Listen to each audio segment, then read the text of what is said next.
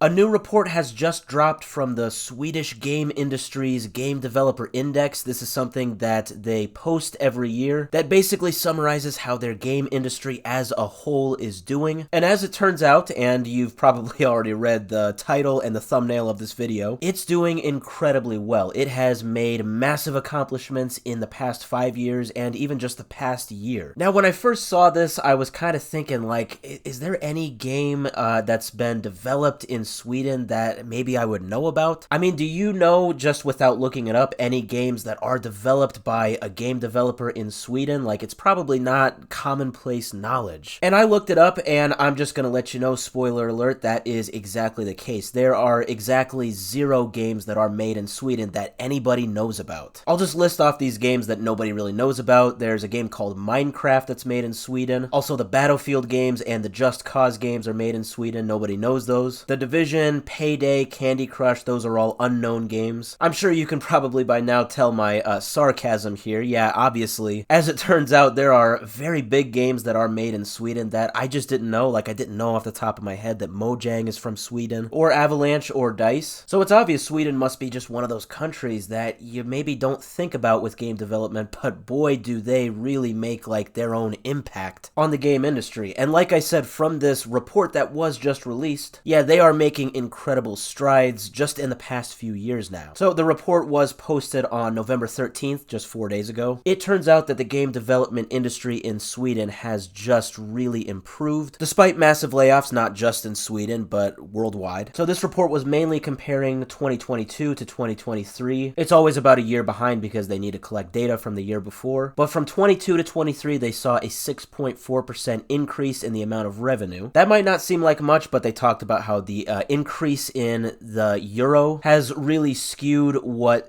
these results look like, so it's actually a lot more impressive when you take that into consideration. And then also, when you compare it to 2019, it's actually insane. The revenue has actually doubled from 2019 to 2023. In US dollars, it was 1.9 billion in 2019, and that rose to 3.3 billion in 2023. That is an insane amount of growth in just 4 years. Very impressive. Also, the amount of studios and employees has risen quite a bit from 2022 to 23. Now Sweden is at just a little over 1,000 game studios and a little over 9,000 employees. That is an 8% increase in, I believe, both, and that is, like I said, just in a year. I think that's insane, and especially when you think about it. I mean, like I mentioned, there are very big game developers in Sweden, but it's obviously clear by those numbers that there's also now a lot of, like, indies and startups in Sweden. That is very cool. And once again, very interesting when you consider all of the gaming layoffs that have been happening worldwide. And that's basically exactly what the head of analytics of the gaming industry in Sweden, named Johanna Nylander, that's basically what she said, is that, you know, especially comparing 2022 to 23, I'd say overall in the gaming industry, that was a terrible year range. When you take into consideration, you know, all of the catch-up that happened once the lockdown worldwide basically stopped, it was lifted. 22 to 23 just was not a great time for the gaming industry, so despite all of that, that's what's insane about these stats, is that Sweden still grew their game industry. Now it's to a point where this report has actually specifically mentioned the video game industry is even higher in terms of revenue now compared to the industry for their iron ore and even their fashion industry. Crazy how much of a change just like 4 years can make. I mean, you can double your revenue in 4 years for an entire country's game industry. I think that's insane and very impressive. It's very clear that my game playing has been influenced by the country of Sweden. I mean, Minecraft is one of my favorite games ever. But now I'm very interested to see, with their game industry really taking off now, where it's going to go from here, and specifically some of these newer game industries. I'm excited to see what they are going to develop in the future. It's very obvious that the booming game industry of Sweden is, well, it's doing nothing but helping them.